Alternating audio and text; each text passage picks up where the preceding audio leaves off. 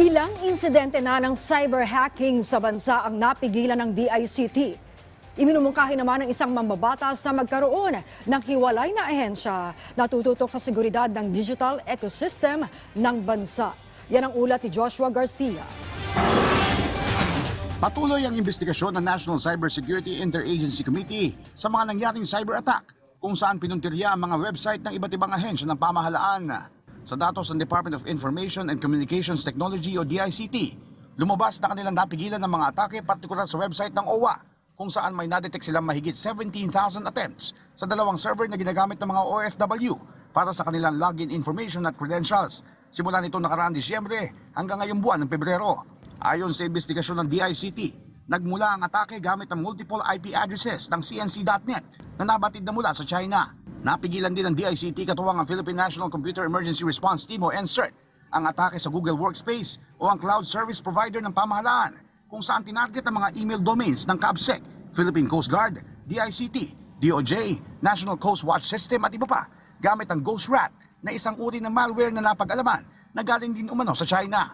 Paliwanag ni DICT Undersecretary Jeffrey Ian D. Puspusan ng kanilang mga isinasagawang hakbang kasabay ng kanilang investigasyon, hindi lamang para pigilan ng mga atake, kundi para matukoy kung saan ito nagmumula.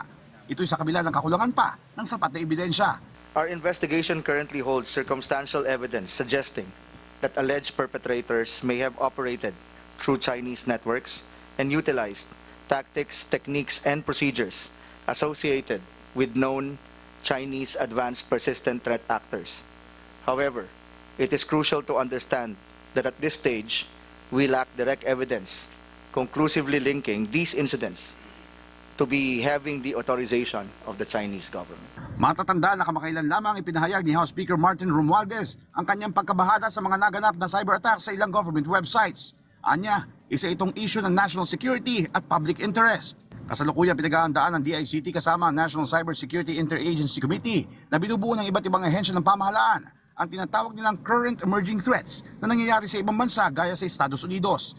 Bungsod ng patuloy na paglago ng artificial intelligence o AI gaya ng robocalls, cognitive warfare na nagpapakalat ng fake news na kalimitang makikita sa mga social media platforms. Samantala, sinabi ni Committee on ICT Chairman Representative Tobias Tiangco na maliban sa information dissemination hinggil sa panganib na kaakibat ng digitalisasyon, ikinukonsidera din nila ang paglalagay ng isang hiwalay na ahensya maliban sa DICT para tutukan ang seguridad ng digital ecosystem ng bansa.